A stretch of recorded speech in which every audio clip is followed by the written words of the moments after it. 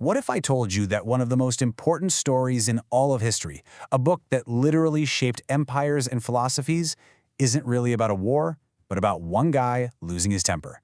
Today, we are diving deep into that very story, Homer's Iliad, the epic poem that shows us how the fury of one single person can change the world. So, before we even get into the heroes and gods and all that, let's start with this question. Just look at it. Can the rage of one person actually change the world? I mean, think about it. We see it all the time in politics and social movements, maybe even in our own lives. Well, the poet Homer, he didn't just think it was possible. He made it the entire engine of his story. You see, the Iliad isn't really a book about the Trojan War. That's just the setting, the backdrop. The real story, the philosophical core of this whole thing, is about one single, all-consuming emotion, rage. And we're about to see how that fury becomes this force of nature that spirals completely out of control and brings heroes and entire armies to their knees. Okay, so picture this. For 10 long years, the Greek army has been stuck outside the walls of Troy. An entire generation has grown up knowing nothing but this grinding stalemate.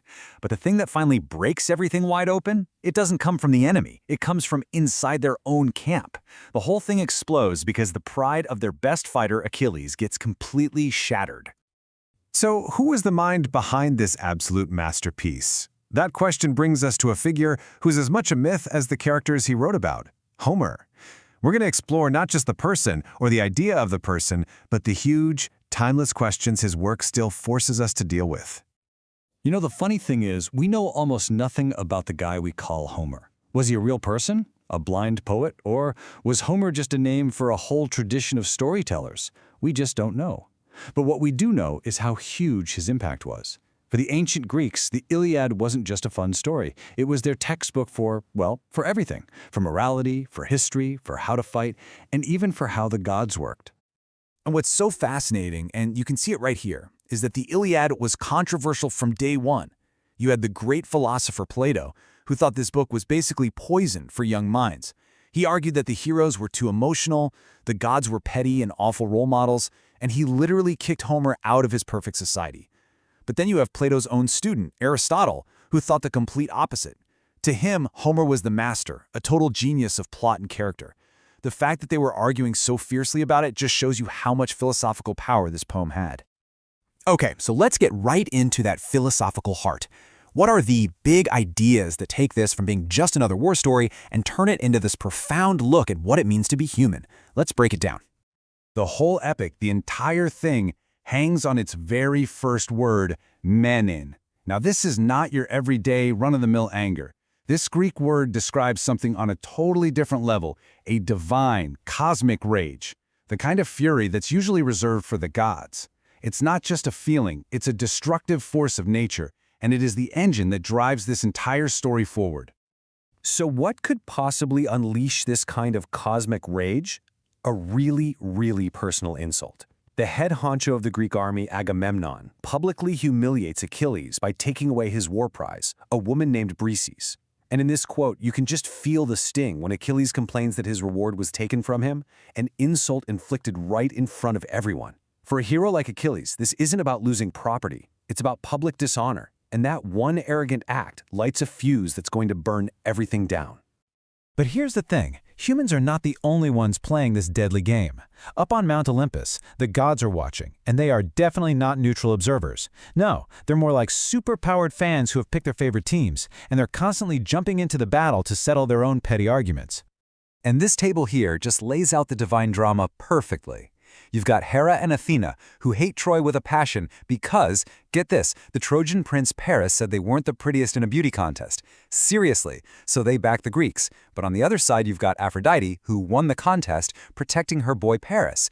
And then Apollo is mad at the Greeks for disrespecting his priest.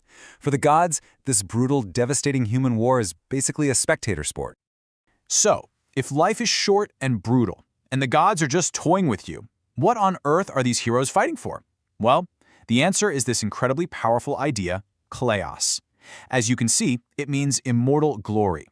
Achilles himself has to make the ultimate choice. He can go home and live a long, quiet life where no one will ever remember his name, or he can stay, die young, and have his name sung by poets forever. In a world without a clear concept of heaven, Kleos was the only real shot at immortality. And the flip side of Kleos is shame, which was a fate way worse than death. You can see this conflict perfectly in the two Trojan princes, Hector and Paris. Just listen to this quote, where the heroic Hector absolutely lays into his brother, calling him a disastrous, handsome, woman-crazy seducer. He says it would have been better for him to die than to be a disgrace and an object of contempt. For these guys, being seen as a coward, as a disgrace, was the ultimate failure. Now, these powerful ideas about rage and honor and fate, they didn't just disappear with ancient Greece. Oh no, they created an echo, a resonance that has been bouncing down through history, shaping art, literature, and even politics for thousands of years. I mean, this timeline really puts it into perspective. It starts way back in the 4th century BC with that huge debate between Plato and Aristotle. A few hundred years later, the Romans are so obsessed they write their own version, the Iliad. Flash forward to the 12th century, and scholars in the Byzantine Empire are quoting Homer as much as they quote the Bible. Then it fuels the Renaissance, and all of that leads to today, where it's still studied all over the world as a foundational piece of Western culture. It's just incredible. So, all of this brings us to the big final question, right? In our modern world, with all our technology and science and everything else, why should we still care about this ancient story about angry heroes and meddling gods? Well, I think the reason it still matters so much is that it holds up a mirror to who we are. It's this timeless, powerful lesson on just how destructive ego and rage can be. It makes us ask those big questions. What are we doing with our short time here? What's our modern version of Kleos? And how much of our lives are our own choice, and how much is just fate? It's one of those foundational stories you have to know to understand everything that came after it.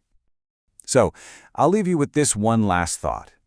The next time you feel that flash of anger, that feeling of being disrespected or insulted, maybe you'll remember Achilles, and maybe you'll ask yourself, what is the true price of this fury, and is it a price I'm really willing to pay?